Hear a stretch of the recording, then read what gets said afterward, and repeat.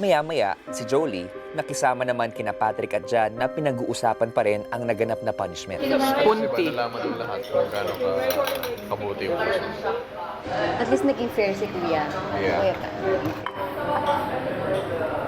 Nakakasunod lang dahil Sa inyo kasi mates. hindi. Tsaka deserve niya ng sorry. Okay lang yun. Pero, yeah.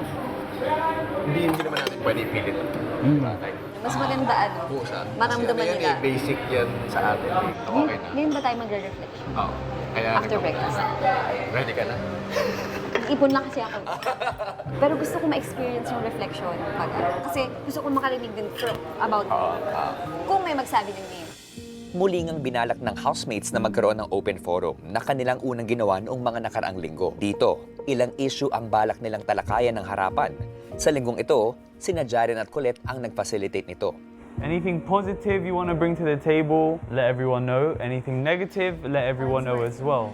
Go ahead. Yung about dun sa nagbuhat kami and hindi naman lahat deserving na buhatin nyo ng 7 lang kami. So, yeah, be sensitive na lang at huwag maging insensitive sa mga ganong sitwasyon. I realized I didn't really apologize and say thank you nung sa since I didn't know I was top one sa violator. I didn't know.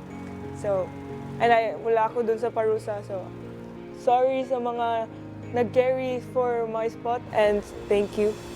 Sorry if I didn't do it at the time. Isang issue pa ang nabuksan ni Fiam. Eto, totoo to Nung kasi kami, nag-rule book, ako, na-insulto talaga ako, I swear. Gusto kong malaman yung lahat na na-insulto talaga ako. Hindi lang ako.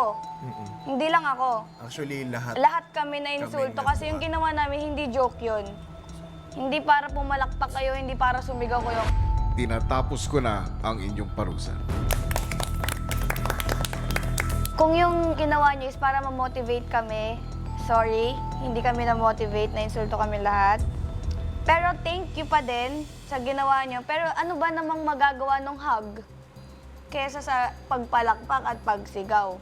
In terms of the clap, we're also happy na you're done because masakit din sa part namin na nakikita kayo na mabigat na 14 tayo. Namutla nga ako na 14 tayo. What more na kayo na lang 7. Siguro, we didn't really think much of baka naka-insulto yun. Parang it was more, tama naman si Fiang na motivate or ganun. Pero it's good also na you were vocal about it.